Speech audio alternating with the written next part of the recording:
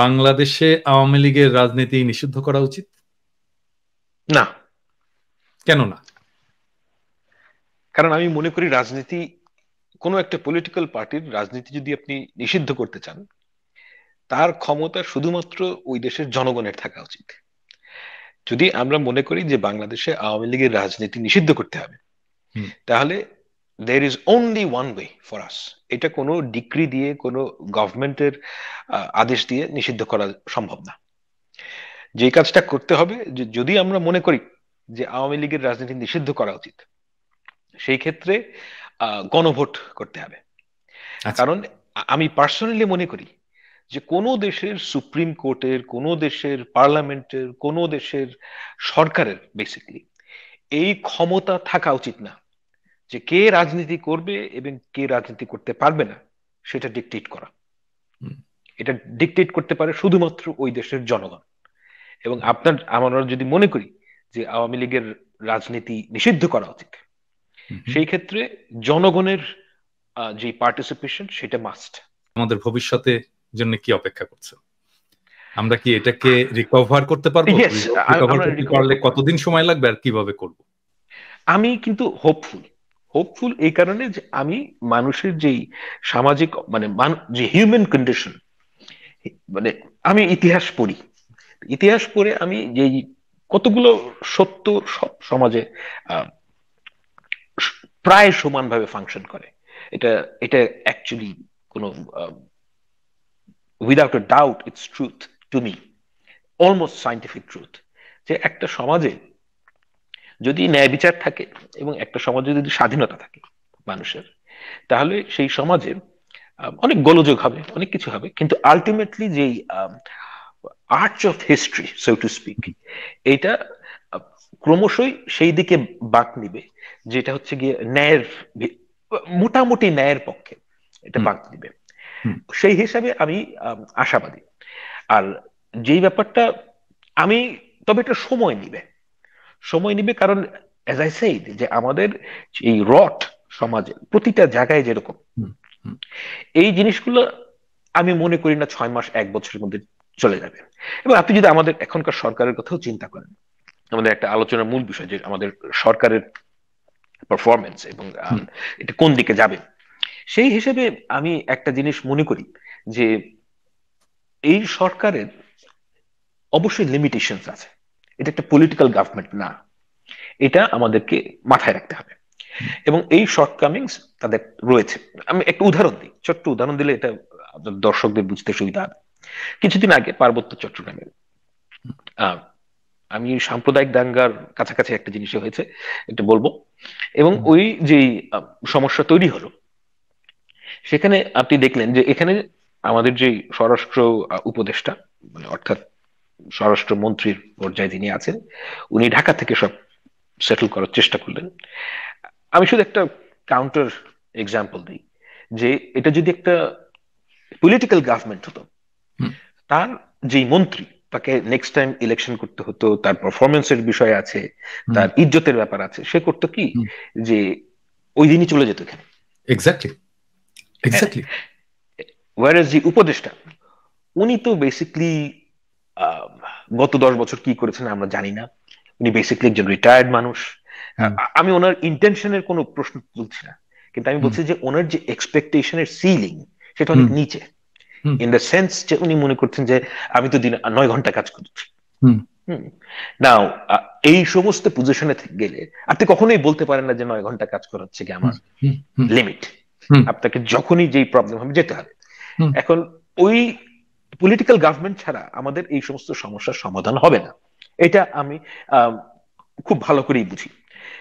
আমরা সবাই মোটামুটি বুঝি। যেমন ধরেন, এই মুহূর্তে সরকারের মধ্যে যে একটা বিশাল প্রবলেম, এটা হচ্ছে যে ফ্যাসিস্ট আমলের যারা রেমনেন্টস, হুম, এরা প্রতিটা জায়গায় গোলযোগ সৃষ্টি করছে, প্রতিটা হুম, জায়গায়। এবং তাদের ভেস্টেড ইন্টারেস্ট আছে। হুম। ভেস্টেড ইন্টারেস্ট হচ্ছে তারা তাদের জীবন বাঁচানোর জন্য। রেমনেন্টস বললে ছোট বলা হয়, কিন্তু মানে দ্যাটস টোটাল ট্রু, ফ্যাসিস্ট কাঠামোটাই তো ইনট্যাক্ট আছে এখনো। ইনট্যাক্ট আছে। হ্যাঁ, বরং বলতে পারেন যে প্রো ডেমোক্রেসি যারা লোকজন আছে বা প্রো রেভলিউশন যারা লোকজন আছে, তারাই সংখ্যায় কম আর কি। তার এই সংখ্যা কম, অ্যাবসলিউটলি। মানে এই গভর্নমেন্ট যদি মানে এই আন্দোলন যদি ফেল করতো, আমি আপনাকে আগেও বলেছি যে আমার একটা মাপার খুব সিম্পল হিসাব আছে যে কারা হচ্ছে কি ট্রু মানে এই আন্দোলনের সাথে যুক্ত। সেটা হচ্ছে গিয়ে এই রেভলিউশন যদি ফেল করতো, কাদের ফাঁসি হতো? এই সরকারের মধ্যে নাহিদ এবং আসিফ এই দুজনের ফাঁসি হতো। ইউনূস সাহেবের কিছু ক্ষতি হতো, ইউনূস সাহেবের ক্ষতি হতো এই সেন্সে জেলে চলে যেতেন হয়তো, জেলে চলে যেতেন। এটা না হলেও, উনি এটার সাথে জড়িত না হলেও ওনার ক্ষতিটা হতো, কিছু ক্ষতি হতো। এবং আসিফ নজরুল সাহেবের কিছু ক্ষতি হতো, আমি ঠিক জানি না যে এক্স্যাক্টলি কি ক্ষতি হতো, কিন্তু কিছু কিছু না কিছু ক্ষতি হতো হতো। হ্যাঁ, ইয়ের জামিন বাতিল হতো, আদিলুর রহমান শুভ্রের জামিন বাতিল হতো, সেও জেলে চলে যেত। বাকি যারা উপদেষ্টা আছেন তাদের একটা কোনো ক্ষতি হতো না। এবং ক্ষতি হতো কাদের? বিএনপি এবং জামায়াতে ইসলামের যারা নেতা, এদের অনেকেরই ফাঁসি হতো, একদম গ্যারান্টিড। আমার মনে হয় আরো দুজনের বোধহয় ক্ষতি হতো, কারণ আমি পরবর্তীতে খেয়াল করে দেখলাম রেজওয়ানা, মানে যাকে আমি একটু বকাবকিও করি, রেজওয়ানা বেশ কিছু ডেমনস্ট্রেশন, মানে আমি তাকে খুব পছন্দ করি, খুবই ভদ্র মানুষ, খুবই এবং শারমিন মোর্শেদ, উনিও বেশ কয়েকটা ডেমনস্ট্রেশনে ছিলেন, বেশ সময় নিয়েছিলেন এবং বেশ স্ট্রংলি ছিলেন আর কি। এই দুজনকেও হয়তো ঝামেলা পোহাতে হতো। এই যে যারা ছিলেন এর বাইরে, মানে যেহেতু আমি বলতে চাচ্ছি যে যেহেতু এনারা সেই অর্থে স্টেক হোল্ডার না, হ্যাঁ, সেহেতু তাদের পক্ষে খুব বোল্ড ডিসিশন নেওয়াটার যে ন্যায্যতা সেটা তৈরি করতে পারেন নাই। হ্যাঁ, কারণ এখন তো আমরা একটা এক্সট্রা কনস্টিটিউশনাল সময় পার করছি, কিন্তু সাংবিধানিক ভাবে এই সরকার তো বৈধ না, এটা আপনিও বোঝেন আমিও বুঝি। বাংলাদেশের সংবিধানে অন্তর্বর্তীকালীন সরকারের কোনো প্রভিশন নাই, but that's not a problem, that's not a problem at all. কিন্তু যেহেতু তাদের মধ্যে ওই, আমি এটাকে অবশ্যই বিপ্লব মনে করি না, আমি গণ অভ্যুত্থানই মনে করি, কিন্তু গণ অভ্যুত্থান হলেও যেই সমস্ত বোল্ড ডিসিশন নেওয়া দরকার সেটা তারা নিতে পারছেন না। নানাবিধ কারণ আছে, যে এই 17 জন কিন্তু ইন্ডিভিজুয়ালস, আপনি যাদের কথা বলছেন তারা একসাথে আগে কখনোই কাজ করেননি, কিন্তু এটা যদি একটা পলিটিক্যাল গভর্নমেন্ট হতো, তারা কিন্তু সবাই কলিগস, মানে তারা সবাই আগের থেকে চেনেন, তাদের মধ্যে একটা কর্ম পরিকল্পনা থাকতো।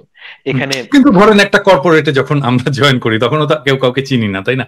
তারপরে কর্পোরেটের মধ্যে আপনার একটা কমন গোল আছে যে আমাকে পয়সা বানাতে হবে। গভর্নমেন্ট অর্গানাইজেশন ঠিক উল্টা কাজটা করে, গভর্নমেন্টের কাজ হচ্ছে কি পয়সা স্পেন্ড করা। এখন এখানে নানাবিধ, এখানে যেহেতু দুটো জিনিস, মানে যদি এটা পলিটিক্যাল গভর্নমেন্ট হতো সেটা হচ্ছে যে আমি পয়সা স্পেন্ড করব, আমি পপুলার থাকবো, হ্যাঁ, আমি নেক্সট ইলেকশনে জিতবো, হ্যাঁ, এগুলো তো সরকারের, ওটা সরকারের। কিন্তু এখন তো আমি বলছি যে ওই অর্থে সরকার এখন নাই, যেহেতু এটা পলিটিক্যাল গভর্নমেন্ট না। ঠিক আছে, হ্যাঁ, এখন যে গভর্নমেন্টটা আছে সেই গভর্নমেন্টের জন্য বোল্ড ডিসিশন নেওয়া সম্ভব না। সেজন্য আমি মনে করি যে আমরা যারা অ্যাক্টিভিস্ট আছি, যারা বাংলাদেশের যারা পলিটিক্যাল ফোর্সেস আছে, তাদের সবার এই গভর্নমেন্টকে হেল্প করা উচিত।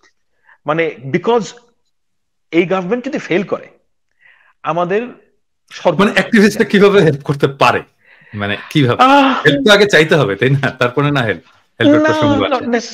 জায়গা তো নাই হেল্প করার। আপনার ভাই, যাদের, আপনার যদি কোনো ভাইয়ের একটা পা না থাকে, সে কি কোনদিন আপনার কাছে হেল্প চায়? সে হেল্প চায় না তাকে, কিন্তু আপনি তাকে হেল্প করেন যেহেতু আপনি অবস্থাটা জানেন, এবং এই যে তাকে যে হেল্প করেন এটার কারণ হচ্ছে কি আপনি তাকে ফিল করেন যে I need to provide this help. আমাদের দেশে এখন ন্যাশনাল ইউনিটি দরকার, ন্যাশনাল ইউনিটি দরকার এই কারণে যে আপনি বিএনপি জামাত সবাইকে গালিগালাজ যা ইচ্ছা আমরা সবাই করতে পারবো, লেট মানে নর্মাল পলিটিক্স কাম ব্যাক।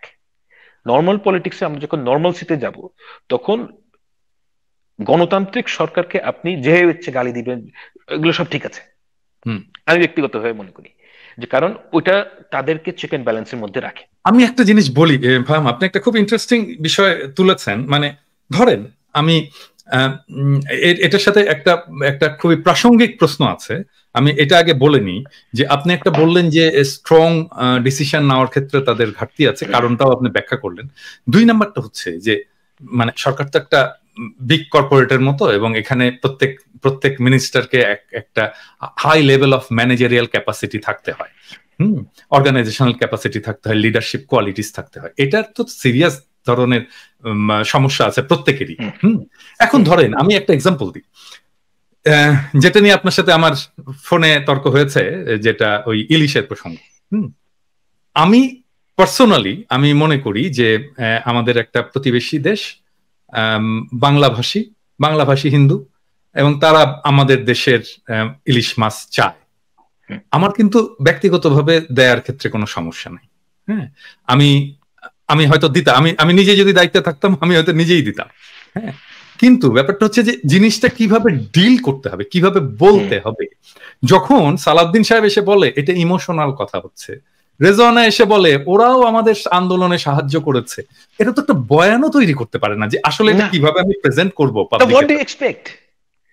না মানে কি আমি জিনিসটাকে এভাবে বুঝি। না, এটা তো তারা তো আপনা হাত জগন্নাথ হয়ে গেছে। তাদেরকে যদি আপনি না বলেন, আপনি যদি বলেন যে এখানেও সাপোর্ট করতে হবে, তাহলে তো এরা মনে করবে যে ও আচ্ছা আমি বললাম জন্যই তো এটা পাবলিক শুনলো, এটাই মনে করবে। তার বলাটা যে ভুল, এটা আপনি যতক্ষণ পর্যন্ত না বলে দেবেন ততক্ষণ পর্যন্ত তারা শুনবে না। তা একদমই শুনবে না। আমি দেখেন গতকালকে আমি আপনাকে বলি, গতকালকে আসিফ নজরুল ওই যে বললো না যে মাহমুদুর রহমান এইটা ইত্যাদি, মাহমুদুর রহমানের আমরা প্রচুর ইয়ে করছে, আমি ওইখানে ইন্টেনশনালি আমি ওইখানে একটা কমেন্ট করলাম।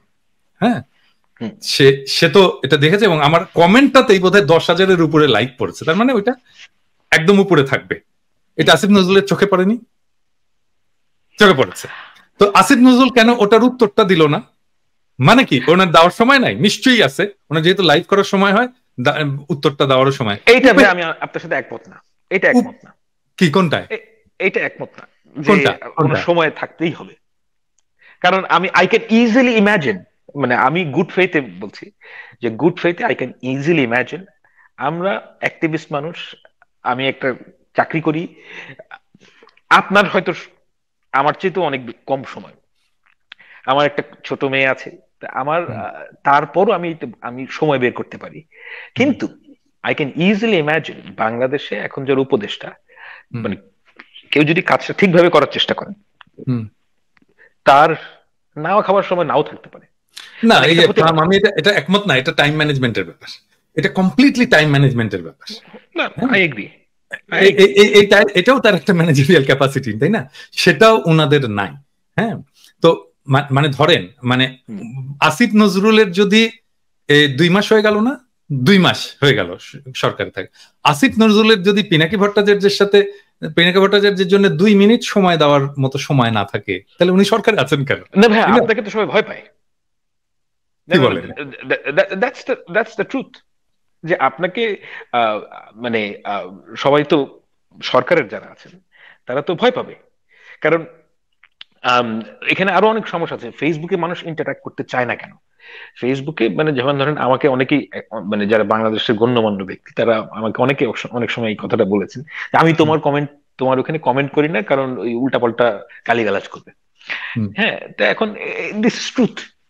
হ্যাঁ, এখন আমার তো চামড়া খুব মোটা, আমাকে গালিগালাজ করলে আমার কিছু যায় আসে না। কিন্তু ধরেন অনেকের তো আসলেই মানে অত চামড়া মোটা না, অনেকের তো গায়ে লাগে। হ্যাঁ, তো এগুলো তো রিয়ালিটি, এই রিয়ালিটি থেকে তো আমরা বের হতে পারবো না। এবং প্রত্যেকটা মানুষের কিছু আমি বলবো, যেমন ধরেন ইউনূস সাহেব এখন ওনার 84 বছর বয়স।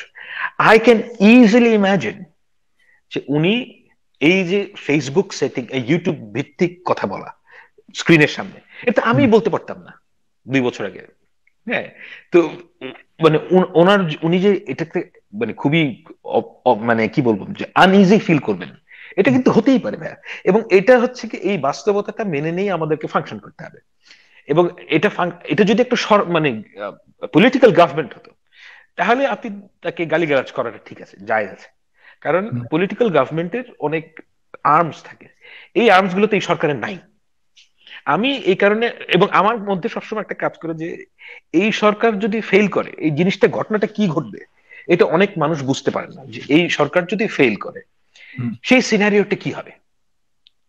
হ্যাঁ, এটা কিন্তু মানে ফেল কি হবে আমি আচ্ছা, আমার কাছে মনে হয় যে এই সরকার ফেল করার আমি কিছু রাস্তা বলি কিভাবে ফেল করবে। প্রথমে জেনে নিতে চাই যে কি হলে আমরা বুঝবো যে এই সরকার ফেল করেছে। ও ইটস ভেরি ইজি। বলেন। মানে আমাদের মানে ইন্টারিম গভর্নমেন্টের বদলে ন্যাশনাল গভর্নমেন্ট হবে অথবা মিলিটারি গভর্নমেন্ট হবে, অ্যাজ সিম্পল এজ দ্যাট। এখানে কোনো জরুরি অবস্থা জারি হবে। তো যদি ন্যাশনাল গভর্নমেন্ট হয় এই সরকারের বদলে, সেটা তো ভালো হওয়ার কথা, এটা হচ্ছে না বেটার না হওয়ার কথা, না, নট কারণ নেসেসারি। সেটা তো পলিটিক্যাল গভর্নমেন্ট হবে, তাই না?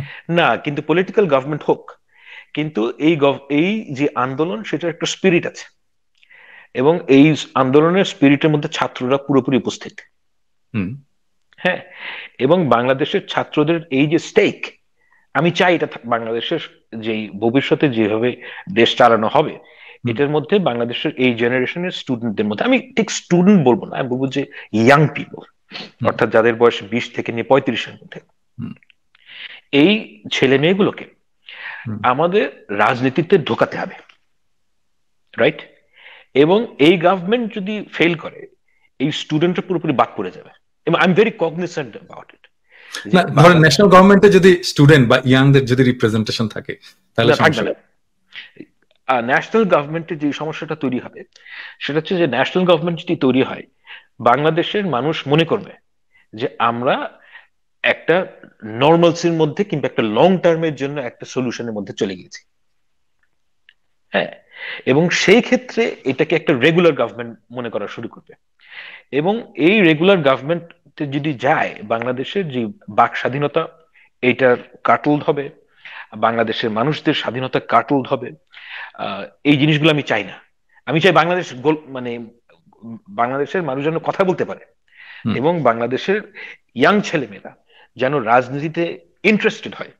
এটা একটা খুবই গুরুত্বপূর্ণ বিষয় হয়। কিন্তু ধরেন আপনি আপনি আপনি তো আগে বললেন যে আমাদের দ্রুত রাজনৈতিক সরকার এটা প্রতিষ্ঠিত হোক, এবং এই ডেমোক্রেটিক চর্চা যদি চলতে থাকে, প্র্যাকটিস, তাহলে আমাদের এই যা যা প্রবলেম হয়েছে এগুলো আস্তে আস্তে সরে যাবে। তো তাহলে তো রাজনৈতিক সরকার আসলে একই জিনিস করবে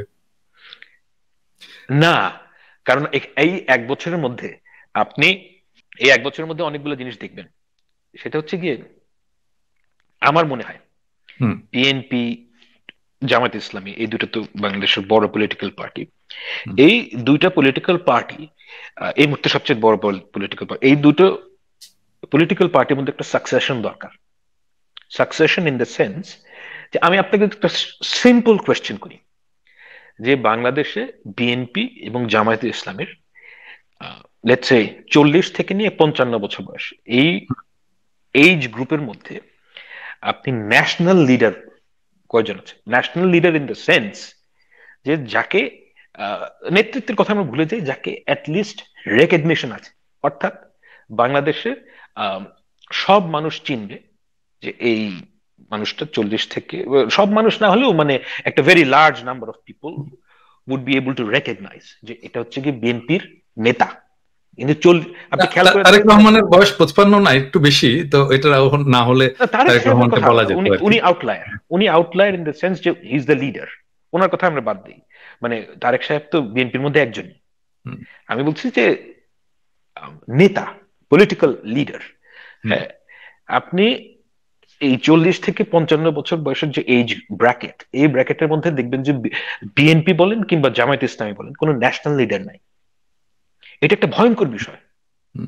হ্যাঁ, এই সময়টার মধ্যে কিন্তু মানুষের সব দিক থেকে, মানে ছেলে বলেন কিংবা মেয়ে বলেন, প্রফেশনালি বলেন এবং এক্সপিরিয়েন্সের দিক থেকে বলেন, যে এটা সবচেয়ে প্রোডাক্টিভ টাইম। এই প্রোডাক্টিভ টাইমে নেতা বাংলাদেশের বিএনপি কিংবা জামায়াত ইসলামের মধ্যে রেকগনাইজেবল লিডার্স নাই। এখন আপনি এটা বলতে পারেন যে গত 15 বছর যেহেতু ফ্যাসিজম ছিল, সেহেতু এটা আমরা সামনে তারা এগিয়ে আসতে পারে না, which is true by the way. কিন্তু আমি এটা পুরোপুরি অস্বীকার করি না, এই যুক্তিটার ভ্যালিডিটি আছে। কিন্তু এখানে এই সাথে এটাও জরুরি, কিন্তু রিয়ালিটিটা কি অ্যাজ ইট ইজ, সেই অর্থে আমি যদি বলি যে 40 থেকে 55 বছর বয়সের মধ্যে যারা, যে দেশের মুষ্টি মানে ম্যাক্সিমাম নেতা আমার কাছে মনে হচ্ছে এই এজ গ্রুপের মধ্যে থাকা উচিত। কারণ তারা প্রফেশনালি একটু মিড লেভেল থেকে সিনিয়র লেভেলের মধ্যে আছেন, তারা জানেন লার্জ অর্গানাইজেশন কিভাবে ফাংশন করতে হয়। কারণ বাংলাদেশের একটা খুব বড় প্রবলেম হয়ে গেছে যেটা, সেটা হচ্ছে যে বিএনপি মধ্যে আপনি যদি কিংবা Awami League for that matter as well, যে ইলেকশন জিততে এক গ্রুপ অফ লিডার লাগবে আপনার, আর দেশ চালাতে আরেক গ্রুপ অফ পিপল লাগবে। বিএনপির মধ্যে দুইটা গ্রুপই আছে, কিন্তু ইন এ ডেমোক্রেসি এই দুইটা মিউচুয়ালি এক্সক্লুসিভ গ্রুপ হওয়ার কথা না, দুইটা একই গ্রুপ হওয়ার কথা। যে লোকটা নির্বাচনে জিতবে he should be able to run A ministry. কিন্তু বাংলাদেশে এখন যে সর্বনষ্ট হয়েছে গত 15 বছরে, এটা এই ট্রেন্ডটা আগেই শুরু হয়েছে, এবং শেখ হাসিনা এটা সিঙ্গেল হ্যান্ডেডলি, মানে খালেদা জিয়ার অল্প দায়ভার আছে এটার মধ্যে, কিন্তু সেটা খুব marginal. Sheikh Hasina almost single handedly এই জিনিসটাকে ধ্বংস করে ফেলেছে। যে আপনার এখন এক সেট অফ লিডার লাগবে যারা ওই মানে বেসিকলি গালিগালাজ করবে, মেঠো রাজনীতি করবে, একে পয়সা দিবে, একে খুন করবে, এবং তারা হচ্ছে কি ইলেকশন জিতবে, এবং আরেক গ্রুপ অফ পিপল লাগবে যারা দিয়ে আপনি দেশ রান করাতে পারবেন। এটা হচ্ছে রেসিপি ফর ডিজাস্টার। এখান থেকে যদি আমরা উত্তরণ চাই, অর্থাৎ বিএনপি, জামায়াত ইসলামী এবং অন্যান্য পার্টি ফর দ্যাট ম্যাটার, আমি বলছি যে এই দুটার নাম বলছি কারণ তারা বড় দল এই মুহূর্তে, যে আপনার এমন গ্রুপ অফ পিপল লাগবে যারা দেশ রান করতে পারবেন। এবং আমি একটা এক্সপেক্ট করি যে এই এক বছরের মধ্যে এই কাজটা হবে, বিএনপির মধ্যেও হবে, জামায়াত ইসলামের মধ্যেও হবে। তারা হেড হান্ট করবে, কিন্তু এই প্রসেস করে তারা রিক্রুট করবে বাইরে থেকে। ইয়া, I think so. They'll have to do it. And they will figure it out যে এই কাজটা আমাদের করতেই হবে। আমি এইটা প্রকাশ্যে হয়তো বলাটা ঠিক হচ্ছে না, বাট কিন্তু এটা আপনার সাথে আলোচনার প্রেক্ষিতেই বলার ইয়েটা থামাতে পারছি না, যেহেতু আমার দুই দলের মধ্যেই বেশ ভালো যোগাযোগ আছে অনেকের মধ্যেই, কিন্তু যেটাকে বলে কি প্রখর রাজনৈতিক জ্ঞান, হ্যাঁ, যেটাকে বলে যে একটা জিনিসকে, একটা পরিস্থিতিকে অ্যানালাইসিস করা, সেটা একটা ব্যাখ্যা দাঁড় করানো, একটা বয়ান তৈরি করা, হ্যাঁ, এই জিনিসটার ক্ষেত্রে কিন্তু ওনাদের অনেক ইমপ্রুভ করতে হবে। এবং এই যে আমরা যে অ্যাক্টিভিস্ট হয়ে উঠতে পারলাম, হ্যাঁ, এটা কিন্তু ওই জায়গাটা একটা গ্যাপ ছিল জন্যই আমরা আসলে অ্যাক্টিভিস্ট হয়ে উঠতে পারলাম। হ্যাঁ, আদারওয়াইজ আমাদের বয়ান তো শোনার কথা না। মানে আমরাও তো একসময় রাজনীতি করছি, হ্যাঁ, সেই সময় রাজনীতির বাইরের লোক এসে বয়ান তৈরি করছে, ফাইট করছে, এই কাজটা তো হতো না, তাই না? না, হতো না। এবং মানে কি আমাদের উই নিড গুড ম্যানেজার্স। মানে কারোর যদি রাজনৈতিক জ্ঞান কম থাকে কিন্তু দে আর গুড ম্যানেজার্স, এই ক্ষেত্রে আপনি যেমন ধরেন সিঙ্গাপুরের কথা চিন্তা করেন। Singapore is not run by any ideology. Singapore is not run by, মানে আপনি লি কুয়ানের কথা যদি চিন্তা করে দেখেন, যে উনি হোয়াট এভার ওয়ার্কস মডেলে গিয়েছিলেন, এবং what ever works model essentially হচ্ছে কি আপনার অনেকগুলো টুল আপনি নেবেন, এবং টুলগুলোর মধ্যে কোনো কোহেরেন্স না থাকলেও ইফ হি থট যে it will function here, he used it, he tried it at least. আমাদেরকে ওই মডেলে যাওয়াটাই বেটার, কারণ আমাদের যে রাজনৈতিক বয়ান, এটা নিয়ে আলাপ করতে হতে পারে, কারণ আসলে ধরেন মানে সিঙ্গাপুর তো একটা ছোট দেশ, খুবই ছোট দেশ, আর বাংলাদেশ একটা মানে অনেকে বলে আর কি আনম্যানেজেবল, হ্যাঁ, 18 কোটির দেশ। এটা ধরেন আপনি যেটা বললেন আর কি, যে আপনার মতো একটা পপুলার, আমি জানি না যে আপনি যখন গ্রাউন্ডে ছিলেন বাংলাদেশে আপনি ঠিক মতো হাঁটাচলা করতে পেরেছিলেন কিনা, এটা আমার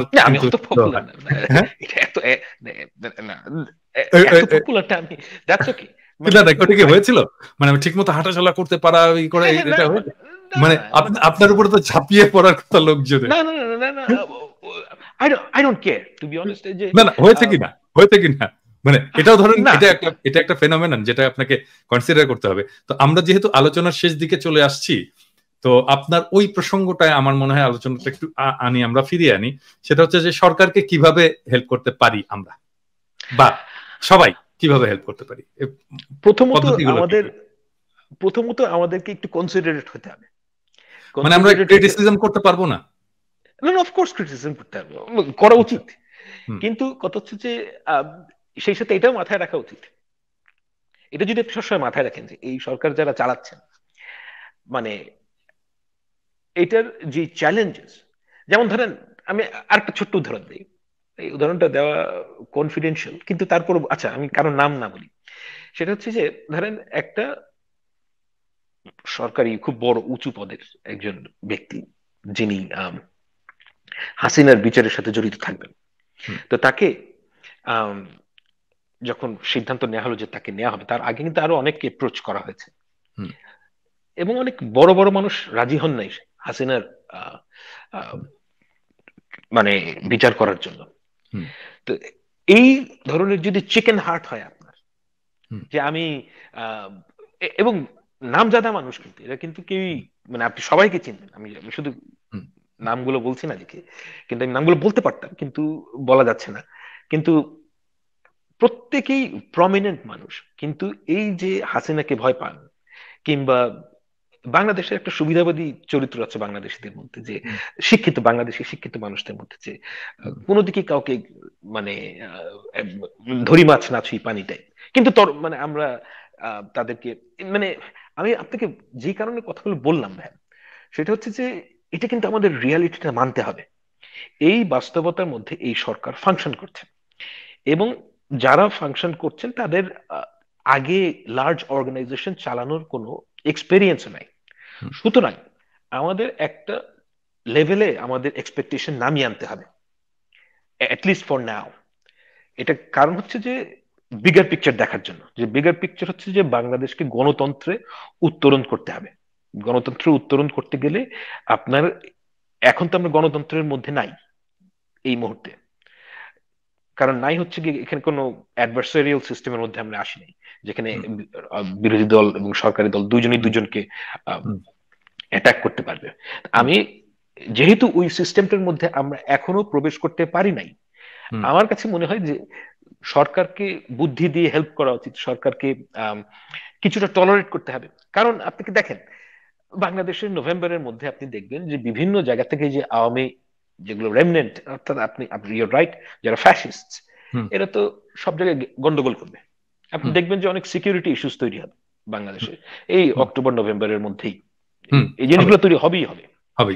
এখন এমন এগুলো যদি আপনি শক্ত হাতে দমন করতে চান, সেটার জন্য আপনার মাস ব্রড বেসড সাপোর্ট দরকার।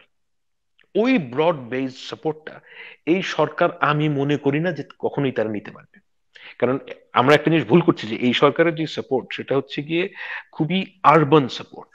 আমি একটা জিনিস বলি, আমি আপনাকে এমনি বলেছিলাম, ফোনে বলেছিলাম, সেটা এখন বলি। ধরেন উম, এই যে বিভিন্ন জায়গায় যেই ঝামেলাগুলো হচ্ছে, এবং ইসলামপন্থীদের সাথে এনএসআই এবং এজেন্সি গুলো কাজ করছে এবং তাদেরকে উস্কে দিচ্ছে নানা হুম ধরনের হুম কাজ করার জন্য, এবং যেটা আবার পরবর্তীতে মিডিয়াতে আসছে। কারণ ওই সময় আপনি আপনি জানেন যে আমরা কিভাবে মিডিয়ার সাথে এনগেজড হয়েছি, ইন্টারন্যাশনাল মিডিয়ার সাথে, হুম এবং কিভাবে আমাদের ফেসটাকে ক্লিন করার ক্ষেত্রে কাজ করেছি। হ্যাঁ, এবং হাসিনার বয়ানগুলো কেন তখন কাজ করেনি? কারণ আমরা সারা পৃথিবীতে হুম নানা জায়গায় মিডিয়া, মানে আমরা ফ্রান্সেই করেছি, হুম আমরা ফ্রান্সের কোন মিডিয়াতে হাসিনার কোন বয়ান জায়গা পাইনি। হ্যাঁ, ওই যে হুম সেকুলারিজম, এইটা সেইটা জঙ্গি, এগুলো কোনো কিছু জায়গা পাইনি। রাদার অল্টারনেট বয়ান স্টাবলিশড হয়ে গেছিল। এখন তো উল্টো বয়ানটা আবার চলে আসছে যে বাংলাদেশে জঙ্গিবাদের উত্থান হচ্ছে, যে ব্লুমবার্গে আজকেই একটা রিপোর্ট হুম আসছে। হুম। তো এই এই কাজগুলো আমার কাছে খুবই স্পেসিফিক তথ্য আছে, কোন এজেন্সি কাদের কাদের কাছে যাচ্ছে, কাদের সাথে কথা বলছে, এবং কাদেরকে নিয়ে এই কাজগুলো করাচ্ছে, খুব স্পেসিফিক। তো ওইখানে যারা বসে আছে ওনাদের এটা মাথায় নাই? ওনারা ওনারা জিজ্ঞেস পারবেন করেন না না কেন? না না, ভাইয়া, এই জিনিস। ওনারা জিজ্ঞেস করেন না কেন যে আচ্ছা বলেন তো, আপনি তো বললেন, এটা বলেন তো কে কে করেছে? এ তো স্বরাষ্ট্র মন্ত্রী, তো আমাকে জিজ্ঞেস করতে পারেন, পারেন পারেন কিনা বলেন। তো ওনারা তো হেল্প হ্যাঁ চান না। আমার তো কথা হচ্ছে হ্যাঁ, এখানে যে ওনারা তো হেল্প চান না। না ওনারা, দিস ইজ ট্রু। মানে মানে সিকিউরিটি আমি ইস্যুটা কোথায় থেকে আসছে? হ্যাঁ, এনএসআই এর কোন কোন অফিসার গেছে, যে কাদের কাদের সাথে আলাপ করেছে, আমার কাছে পুরো নাম ঠিকানা আছে। এখন এইটা যদি না জানতে চায় এ, স্বরাষ্ট্র মন্ত্রণালয়, তাহলে কি আমি ফেসবুকে লিখে দেবো এটা, বলেন তো? না, তাই না? ফেসবুকে লেখার জায়গা না, কারণ আমি তো হচ্ছে যে স্বরাষ্ট্র মন্ত্রীর তো ইয়েও যাই না, পরে আবার ফোন করলে বলবে যে আমার কাছে ইয়ের জন্য। আমি তো চাই যে ওনারা ফোন করুক আমার কাছে যদি সাহায্য চায়। মানে এভাবেই তো না। সাহায্য চাইতে হবে, তাই না? হ্যাঁ আমার কাছে মানে কি, তথ্য আছে, ওনার কাছে আসে না। তো তাহলে আমাদের কাছে সাথে কথা বলতে হবে তোরে না, ভাই। আই সার্টেনলি বিলিভ যে আমাদের অ্যাট দ্য লিস্ট মানে বিএনপি এবং জামায়াত ইসলামী এই দুইটা পলিটিক্যাল পার্টির যারা অ্যাক্টরস, তাদের সাথে আরো তাদের কানেকশন বাড়ানো উচিত, কারণ মানে তাদেরকে অ্যাডভার্সারিয়াল গ্রুপ হিসেবে না দেখে তাদেরকে অ্যাসোসিয়েট হিসেবে দেখাটা বেটার এই সরকারের জন্য। কারণ হচ্ছে কি, আলটিমেটলি এই দেশের যে রাজনৈতিক ভবিষ্যৎ, সেখানে দুইজন খুব বড় স্টেক হোল্ডার হচ্ছে গিয়ে বিএনপি এবং জামায়াত ইসলামী, এবং এই দুইটা লার্জ অর্গানাইজড পলিটিক্যাল ফোর্সকে আপনি বাদ দিয়ে বাংলাদেশে ইন্টারেস্টিং চালাতে হচ্ছে পারবেন না। আরেকটা জায়গায় আপনি যেটা বললেন যে আমরা সবাই চাই তরুণরা আসুক, কারণ তরুণরাই তো ভবিষ্যৎ নির্মাণ করবে, তো তরুণরা ডেফিনেটলি আসুক। কিন্তু আপনি কি দেখেছেন যে তরুণদের একটা অংশ এই বিএনপি এবং জামাত বিদ্বেষী হয়ে অফকোর্স, তাদের অ্যাক্টিভিজম চালায়? হ্যাঁ, লেট দেম ডু ইট, মানে কি, let them do it, but as long as they are involved in it. হুম, আমি আমি একটা জিনিস মনে করি ভাই, তরুণরা যেভাবে বাংলাদেশের তরুণরা বাংলাদেশকে যা দেখেন, আমার সাথে সেটা মিলবে না। আমি যা মনে করি বাংলাদেশ কিরকম হওয়া উচিত এবং এখনকার দিনে তরুণরা যা মনে করেন, দুটো এক না, and I am fine with it. কিন্তু যে জিনিসটা আমি বাংলাদেশের তরুণদের কাছে এক্সপেক্ট করি, যে তারা বিএনপি এবং জামায়াতে ইসলামীকে যদি অপছন্দ করেন, দেন ফেস দেম পলিটিক্যালি। মানে এই ফেসবুকে লেখালেখি করলে তো আসলে রাজনীতি হবে না। রাজনীতি একটা সেক্সি কাজ না। রাজনীতি আপনি যদি ঠিকভাবে কাজটা করতে চান, এটা অসম্ভব টিডিএস, অসম্ভব বোরিং একটা কাজ, মানে অসহনীয় একটা কাজ। কোন লোক যদি অনেস্ট থাকেন, তার পক্ষে রাজনীতি করাটা দুর্বিষহ একটা অভিজ্ঞতা। এটা আমি মানে বাংলাদেশের হ্যাঁ, প্রেক্ষাপটে যারা বলছি। রাজনৈতিক দল করে এসছে তাদের জন্য তো অবশ্যই। হ্যাঁ, হ্যাঁ, যদি আপনি যদি মালপানি বানাতে চান অন্য কথা, কিন্তু না যদি আপনি আবার কাজটা যদি রেগে তারা বলে, যে না আমরা তো ফেসবুকে বয়ান তৈরি করতে পারি, লেখালেখি করে বয়ান বলতে তৈরি পারি, করাটা, বয়ান তৈরি বয়ান করাও তৈরি একটা রাজনীতি।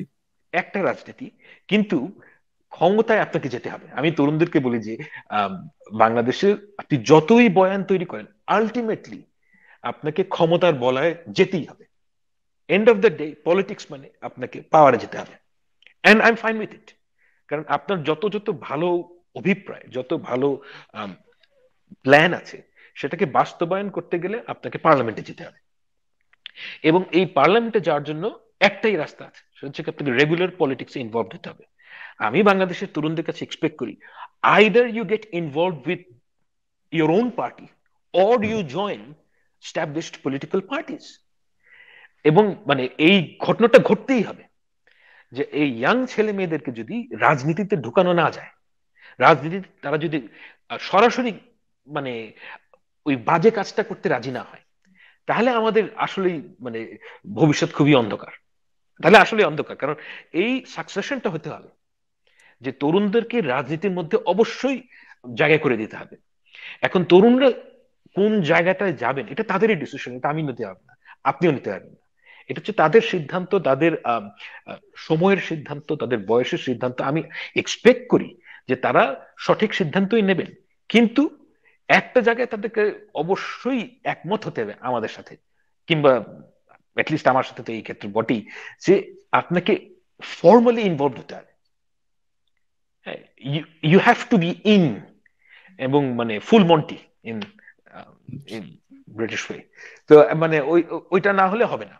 এখন আমি এক্সপেক্ট করি যে ঘটনাটা ঘটবে, এবং আমি এটাও এক্সপেক্ট করি যে বিএনপি এবং জামায়াত ইসলামী এই দুটো political party actively head hunt করবেন। মানে মানে head hunt in the sense যে আহ, এখন একটা কিন্তু এখানে একটা কথা একটা আছে। জিনিস একটা জিনিস আমি আবার একটু এটা মানে বিনয়ের সাথে একটু ডিসএগ্রি করছি, কারণ সোশ্যাল যে কন্ট্রাক্ট, যেটা সংবিধান, সেটাকেও তো ভঙ্গ করেছে, সেটা অ্যাবসলিউটলি। রাখেনি। তাহলে যদি সেটা সে রাখতে না পারে, তাহলে রাজনৈতিক দল হিসাবে যে মর্যাদা এবং প্রিভিলেজ পাওয়া উচিত, সেটা কি তাকে আমরা দেব? It's a very complicated question ভাইয়া, কমপ্লিকেটেড অ্যান্ড লোডেড কোয়েশ্চেন। কারণ আপনার যেই অ্যাজাম্পশন, আপনার যেই এখানে বার্ডেনটা হচ্ছে কি, সবসময় দেখবেন যে বড়র বার্ডেন বেশি। এটা হচ্ছে কি সব জায়গায়, সব ক্ষেত্রেই সরকার যখন একজন ব্যক্তির এগেনস্টে ফাইট করে, তখন দেখবেন কোর্ট,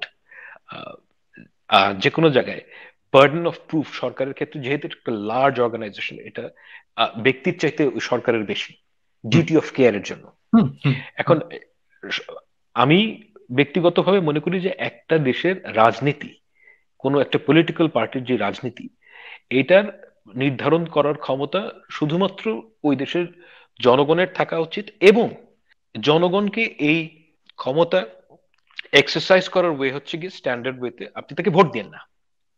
এখন আপনি ওখান থেকে আরো এক ধাপ উপরে গিয়ে বলছেন যে তাকে আমি পার্টিসিপেট করতেই দিব না। নাও আওয়ামী লীগ যে অপরাধ করেছে সেই অপরাধের জন্য তার শাস্তি হওয়া উচিত, এই ব্যাপারে আমার কোনো সন্দেহ নেই। এবং এই শাস্তি যে হতেই হবে এই ব্যাপারে আমি একজন, আপনি বলতে পারেন যে আমি একজন অ্যাক্টিভিস্ট, যে তার শাস্তি হওয়া উচিত। শাস্তিটা তাহলে কিভাবে হবে?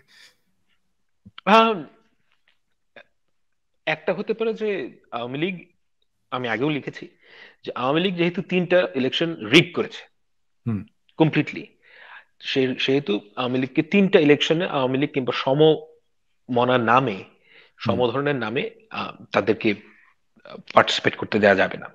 And on top of that, যারা এই 3টা ইলেকশনে আওয়ামী লীগের থেকে ইলেক্টেড হয়েছে তাদেরকে আজীবনের জন্য রাজনৈতিক প্রসেস সেখান থেকে নিষিদ্ধ করা যেতে পারে। এইটা কি আপনি ডিক্রি দিয়ে করবেন নাকি এটা কোন প্রসেসের মধ্যে দিয়ে যাবেন বা গণভোটের মধ্যে দিয়ে করবেন?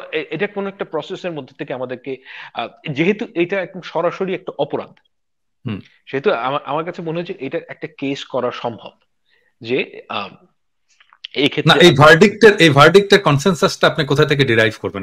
না এটা কোনো কনসেনসাস, মানে কনসেনসাস মানুষের মধ্যে যদি থাকে, আচ্ছা অনেকগুলো তো লেভেল আছে, আমরা যদি সবচেয়ে উপরের লেভেলে যাই, আমি যেটা বলছি সেটা সবচেয়ে নিচের লেভেল, যে একদম সবচেয়ে নিচের লেভেলের পানিশমেন্ট কিছু না কিছু হওয়া উচিত আওয়ামী লীগ কালেকটিভলি, কারণ ডেমোক্রেটিক প্রসেসকে ধ্বংস করার জন্য। কিন্তু আমরা যদি একদম প্রথমে নিউক্লিয়ার বম্ব মারি, এটা ব্যাকফায়ার করবে, কারণ হচ্ছে যে আওয়ামী লীগের যে রাজনীতি সেটা যতটাই জনবিরোধী হোক না কেন এটার অ্যাডহেরেন্ট আছে। অর্থাৎ আমি এখনো মনে করি বাংলাদেশের 10 to 15% কিংবা তার চেয়ে কিছু বেশি হতে পারে এই ধরনের লোক, তারা তো এই দেশের নাগরিক এবং তারা এখনো আওয়ামী লীগের যেই মানে উন্মাদ ধরনের, এবং তারা এখনো আওয়ামী লীগকে সাপোর্ট করে। নাও আপনি তাকে তো একজনকে বিশ্বাস করার জন্য কাউকে পানিশ করতে পারেন না, কিন্তু তাকে অ্যাক্ট করতে হবে মানে পানিশ করার জন্য।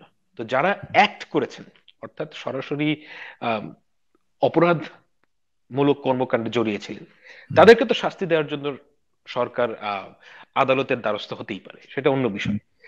কিন্তু আপনি যেটা পার্টিকে যদি আপনি নিষিদ্ধ করতে চান, এর মানে কিন্তু এটাই যে আপনি এমন অনেক লোককে শাস্তি দিতে চান যারা সরাসরি কোনো অপরাধ করেনি। এটা কিন্তু you like it or not, আপনি বিভিন্নভাবে কথাটা হাইড করতে পারেন, কিন্তু এটা হচ্ছে গিয়ে রিয়ালিটি, যে যারা কোনো ধরনের সরাসরি অপরাধ করে নাই তারাও এই শাস্তির আওতায় আসবে। এটা হচ্ছে গিয়ে একটা দিক। এবং আরেকটা দিক হচ্ছে গিয়ে যেটা আমি প্রথমেই বলেছি, যে কোনো সুপ্রিম কোর্টের কিংবা কোনো পার্লামেন্টের এই ক্ষমতাটাই থাকা উচিত না যে কে রাজনীতি করবে এবং কে রাজনীতি করবে না সেটা ঠিক করার। হ্যাঁ, এখন আপনি যদি আওয়ামী লীগের মানে ফর্মাল যেই গঠনতন্ত্র খেয়াল করেন, এটা কিন্তু দেশদ্রোহী না, এটা কিন্তু বাংলাদেশের সংবিধানের সাথে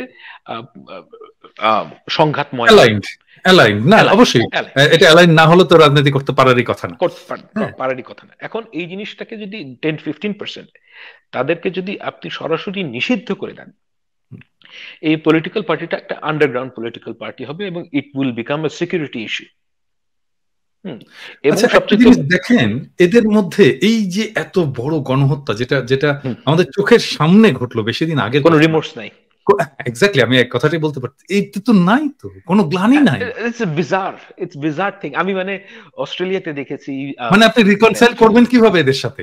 না, করা সম্ভব না। কিন্তু কথা হচ্ছে যে আমি অনারে বিশ্বাস করি, অনার কোডে বিশ্বাস করি, যে অনার কোডে বিশ্বাস করার মানে হচ্ছে যে দায়ভার সবসময় আপনার। হ্যাঁ, যে আপনি একজন লোককে শাস্তি দেওয়ার আগে সবকিছু দেখবেন, এবং তারপরও আমি যেহেতু আমি মুসলমান, মানে আমার মধ্যে এই জিনিসটা খুবই ব্যক্তি জীবনেও, যেমন ধরেন কেউ যদি একটা অপরাধ করে সে যদি মাফ চায়, এই যে তাকে মাফ করতেই হবে, মানে আমি এভাবে সে যদি মাফ চায়, আমার কাছে মনে হয় যে এটা চাইতে তো হবে, ফাহাম, চাইতে তো হবে। যদি চায়, অফকোর্স, হ্যাঁ, ওরা তো চাইছে না তো, ওর ভেতরে তো কোনো গ্লানিই নাই, সে তো মনেই করছে না যে তারা ভুল করেছে। এক্স্যাক্টলি, ওর মধ্যে কোনো গ্লানি নেই। এবং আমি জানি না, আমি এই অভিনয়টা করব না যে আমি আসলে জানি না যে কি করা উচিত, আমি সত্যিকার অর্থেই জানি না। তবে কি করা উচিত না এই ব্যাপারে আমার কিছু মতামত আছে, সেটা আমি বললামই আপনাকে যে আমার ঠিক আছে, কিন্তু কিন্তু ধরেন এটা আপনি যে বললেন ভিসা, ঠিকই আছে, মানে ধরেন নাজি সোলজারদেরকে যখন তাদের ওই অ্যাট্রোসিটিস দেখানো হচ্ছিল আমেরিকান ইয়েতে, ক্যান্টনমেন্টের মধ্যে ওদেরকে ধরা হয়েছে, দেখা হচ্ছে সিনেমার পর্দায়, ওরা প্রত্যেকে মুখ চোখ ঢেকে একেবারে মানে গ্লানিতে মরে যাচ্ছে, নাজি সোলজাররা, জার্মানি হিটলারের নাজি সোলজারেরা, আর এদের মধ্যে কোনো রিমোর্স নাই। না, অদ্ভুত ব্যাপার, আসলে অদ্ভুত, অদ্ভুত। এবং দেখেন, এত লোক মারা গেল, এবং যারা মারা গেল তারা তো পলিটিক্যাল অপোনেন্ট না, মানে ম্যাক্সিমাম লোকই তো সাধারণ মানুষ। সাধারণ মানুষ, এক্স্যাক্টলি সাধারণ মানুষকে, ছাত্রদেরকে হত্যা করা হচ্ছে, তাদের মধ্যে কোনো রিমোর্স নাই। এবং আপনি যদি মানে, এখানে আসলে বলাটা খুব প্রবলেম্যাটিক, কিন্তু তারপরে আমি বলি যে এমন বিভিন্ন লোকের কাছ থেকে আমি জানতে পেরেছি যে হাসিনা 4 তারিখ 5 তারিখ কি কাজ করেছে। তা আমি আহ, সঙ্গত কারণে একটু ট্রাস্টের ইস্যু আছে, তাই আমি বলছি না যে কারা আমাকে কথাগুলো বলেছেন, কিন্তু যারা যারা ওখানে উপস্থিত ছিলেন এমন লোকদের মাধ্যমে আমি জানতে পেরেছি, এবং আমি ব্যক্তিগতভাবে মনে করি যে তারা সত্য কথা বলছেন। যে ওখান থেকে এসছে যে হাসিনা 4 তারিখ 5 তারিখেও কিন্তু আরো মানুষ মারার প্রতি আগ্রহী ছিলেন। হ্যাঁ, এবং ওনার কথা ছিল যে এইটা তো কোনো বড় সমস্যা না, এর চাইতেও বড় সমস্যা ছিল হেফাজত। বেশি মানুষ মারলেই আপনি এই আন্দোলনকে থামায় ফেলতে পারবেন।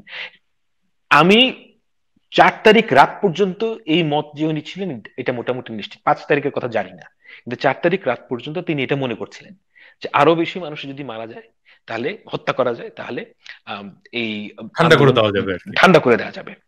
হ্যাঁ, তো এটা মানে she is a psychopathic woman, absolutely.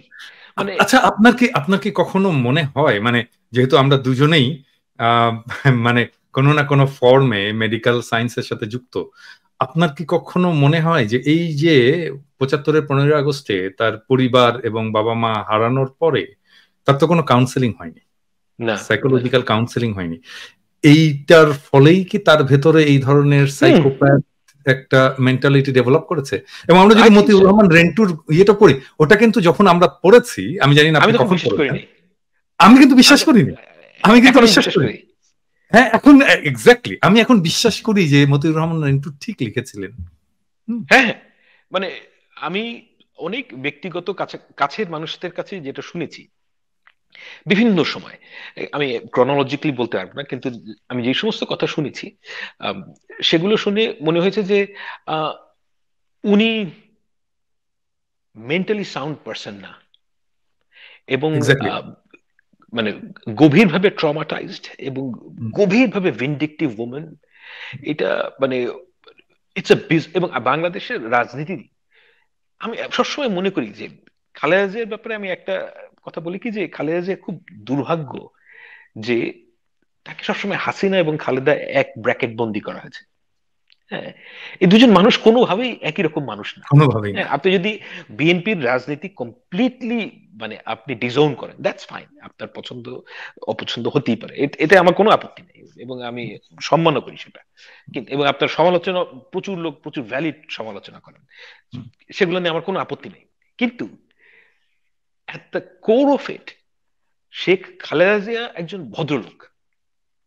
হ্যাঁ, এবং তার যেই গণতন্ত্রের প্রতি তার যেই কমিটমেন্ট, আমি আমার সেটাই কোনো খাদ নাই, সেটাই কোনো খাদ নাই, এবং এটা মানুষ বুঝতে পেরেছিল, এটা মানুষ বুঝতে পেরেছিল, কারণ ওই সময়টা হয়তো আপনি দেখেননি, কারণ আমি তো আন্দোলনের মধ্যে ছিলাম, লড়াইয়ের মধ্যে ছিলাম।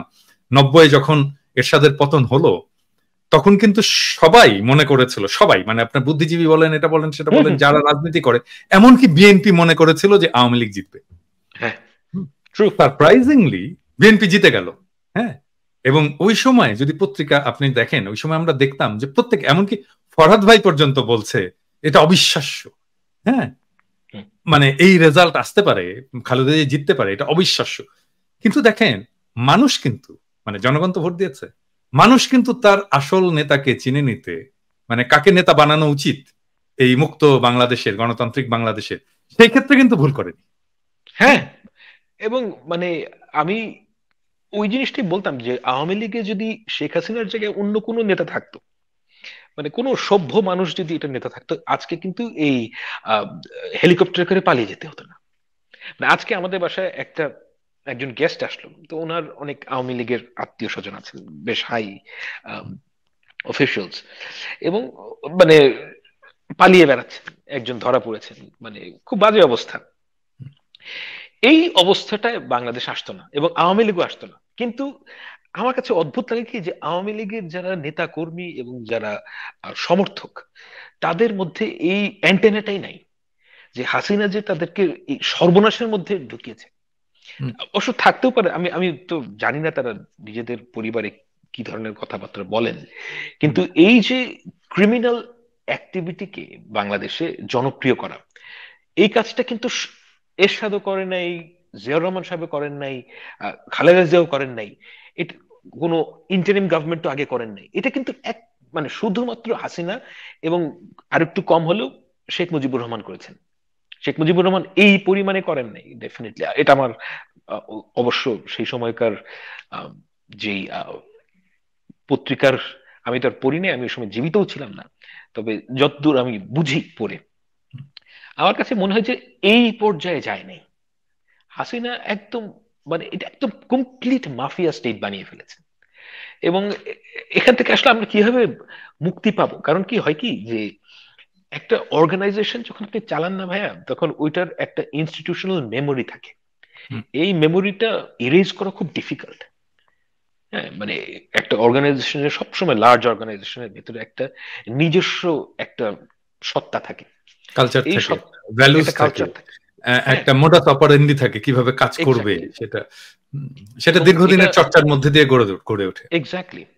এবং 15 years is a very long time.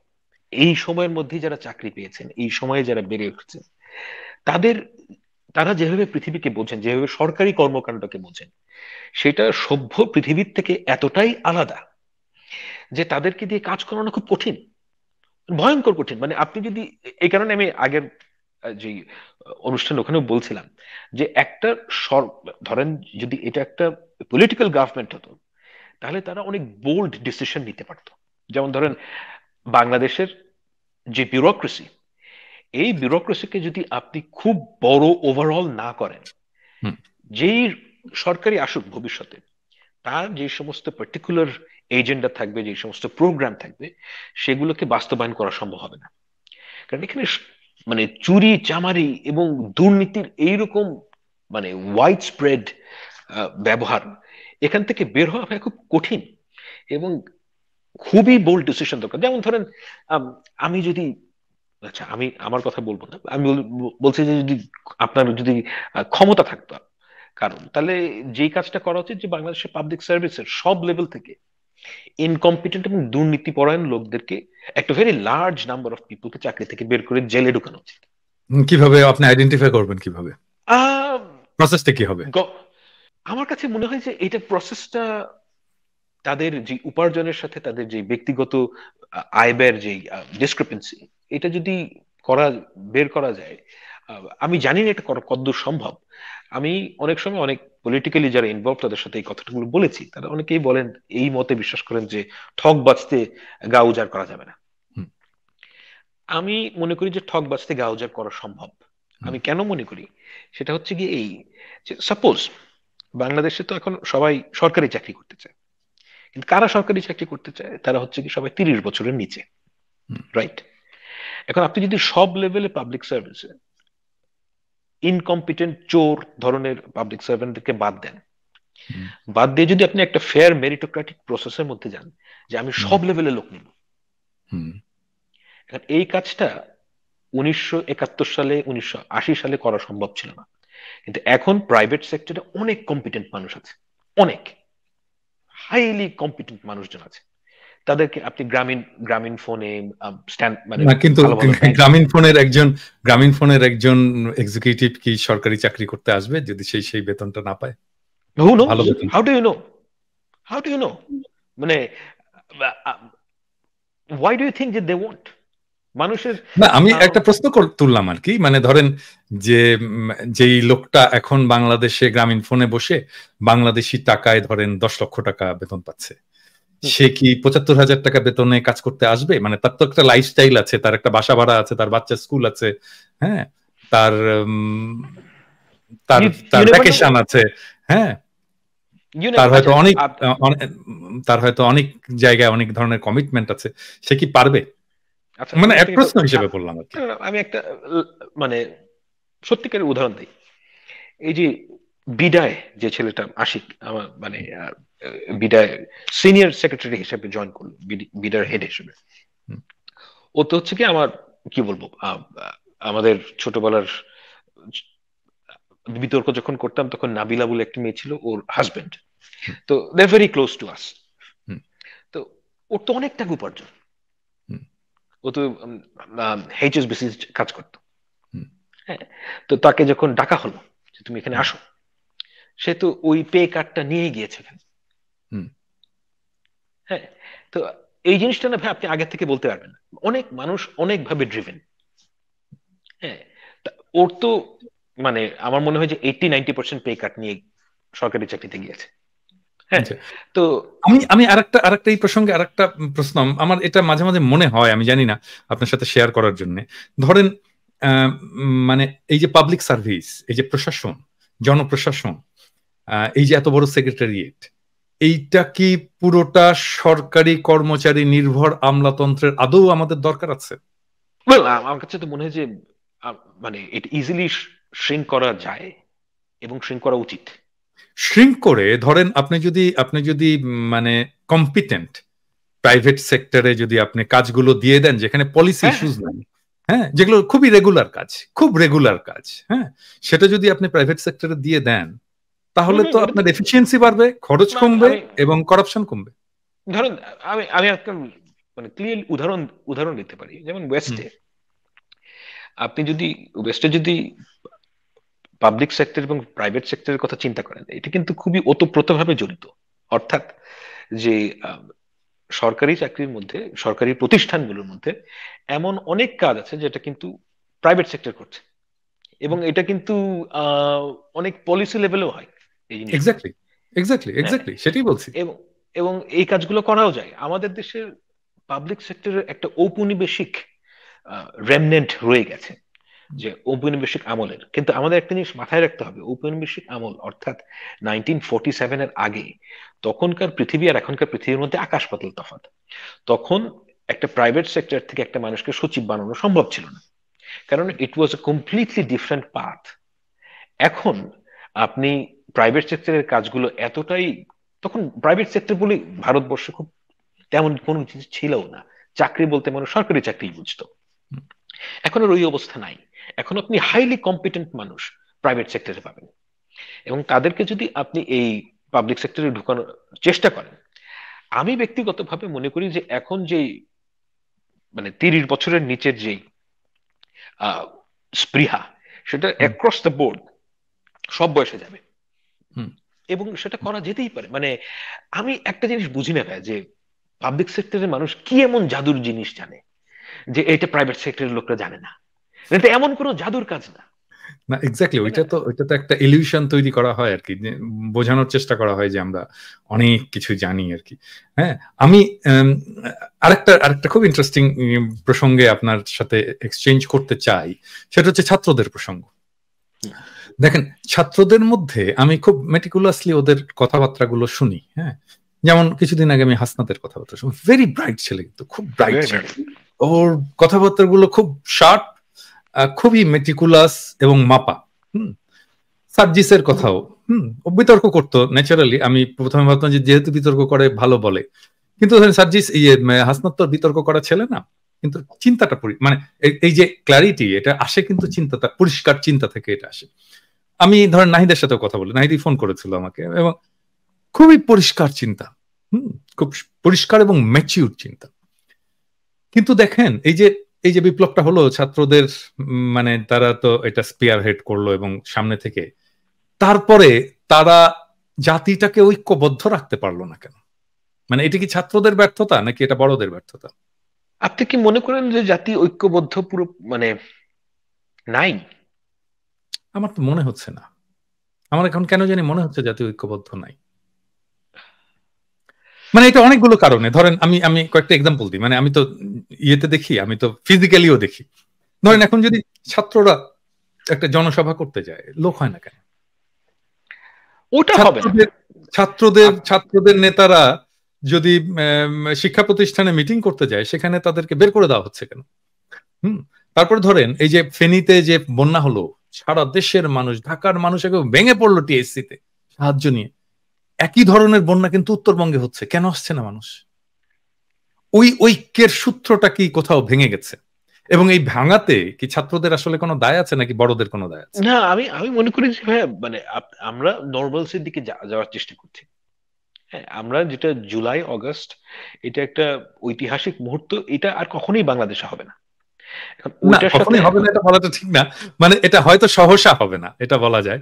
হ্যাঁ, হ্যাঁ, হ্যাঁ, আমাদের মানে আই জীবদ্দশায় স্ট্যান্ড নাও হতে কারেক্টেড। পারে, আমাদের আই স্ট্যান্ড জীবদ্দশায় নাও কারেক্টেড, হতে অফ পারে। কোর্স। হ্যাঁ, আমার ভুল হয়েছে, কিন্তু হ্যাঁ, ইউর রাইট। এটা হয়তো হ্যাঁ, সহসা হবে না। বিপ্লবী মুহূর্ত তো আসলে শতাব্দীতে হ্যাঁ, আসে একবার হয়তো। Your right. মানে আমি, মানে আমার কথার স্পিরিটটা হচ্ছে যে এটা একটা once in a life time ধরনের ঘটনা। হুম, এখন হুম, ওই ইউফোরিয়া বেশি দিন থাকবে না। I understand that. এবং নর্মালসিতে মানুষ যখন আসবে, তখন মানুষের এক্সপেকটেশন আপনি ম্যাচ করবেন রিয়ালিটির সাথে, তখন হুম, মানুষের এক্সপেকটেশন কমবে এবং ছাত্রদের প্রতি যে ভালোবাসা সেটাও কমবে। That's fine. হুম, বাট এবং ওইটার থেকে আপনি যদি জাতির ঐক্যবদ্ধতাকে পরিমাপ করতে চান, সেটা আমার মনে হয় যে এটা ওইভাবে পরিমাপ করাটা সমীচীন না। কারণ যে আপনি যেই ইয়ার্ডস্টিক গুলো দিয়ে জুলাই অগস্ট মাসে এই ঐক্যবদ্ধতাকে মাপছিলেন, হুম, সেই ইয়ার্ডস্টিকটা ভেরি মোমেন্টারি। এটা চিরকাল থাকবে না। এখন ছাত্রদের কি এখানে দায়ভার আছে কিনা? দেখেন, রিয়ালিটি যখন হিট করবে, যেটা এখন রিয়ালিটি, সেটা হচ্ছে কি বাংলাদেশের ল এন্ড অর্ডার বলতে কিছু নাই। কিছু নাই বলবো না, আমি বলছি ল এন্ড অর্ডার অবস্থা খুব খারাপ। হুম, এবং অনেকে এটাও বলছেন যে আহ, আহ, মানে ধরেন 2-3 মাস আগে যে ল এন্ড অর্ডার ছিল, মানে প্রি বিপ্লব যে ল এন্ড হুম, অর্ডার ছিল, তার হুম, চাইতে খারাপ অবস্থা হুম। এখন। সেটা তো হবেই, কারণ এমন তো হওয়ারই কথা। ব্রিগেডিয়ার জেনারেল সাহেব যদি ডাকাতি করতে চান, তো হ্যাঁ, মানে এটা তো এটা তো হওয়ারই কথা। মানে আমার এক্স্যাক্টলি, এক্সপেকটেশন রিয়ালিটির সাথে টাই। এক্স্যাক্টলি। আমি আমি মানে আশ্চর্যজনক জিনিস কখনোই এক্সপেক্ট করি না। তো ওইটা তো হওয়ারই কথা এবং তাই হচ্ছে। যেটা আমি আশা করি সেটা হচ্ছে কি, যে এই অবস্থা চিরকাল যাতে না থাকে। মানে এখন যে, কারণ আমি এই অবস্থাকে ভয় পাই। একটা, আজকেই একজন আমাকে বলছিলেন যে বাংলাদেশের যে গার্মেন্টস এর situation can easily go out of the control. কারণ হচ্ছে যে এটার ভিতরে গার্মেন্টস সেক্টরে একটা বিচিত্র অবস্থা সৃষ্টি হয়েছে। সেটা হচ্ছে কি এই, যে গার্মেন্ট সেক্টরের অনেকেই আওয়ামী ফ্যাসিস্টদেরকে, মানে যারা লিডিং পজিশনের, তারা আওয়ামী ফ্যাসিস্টদের কি, মানে যে ফ্যাসিজমের একজন, মানে তারা পার্টনার্স হুম, হুম, অনেকেই গার্মেন্ট হুম, সেক্টরে। হুম, এবং তাদের একদিকে হচ্ছে কি ওই জিনিসটা তারা ওন করতে পারছেন না, আর হুম, অন্যদিকে হচ্ছে আনরেস্ট। সুতরাং তারা তাদের যে কেস, অর্থাৎ আমাদেরকে আহ, নিরাপত্তা বাড়াও, এই হুম, যে তাদের যে ন্যারেটিভ, সেটা তারা তৈরি করতে পারছেন না একদিকে। এবং অন্যদিকে এই আনরেস্ট তৈরি হচ্ছে। এই আনরেস্টটা আজকে আজকের না, এটা দীর্ঘদিনের।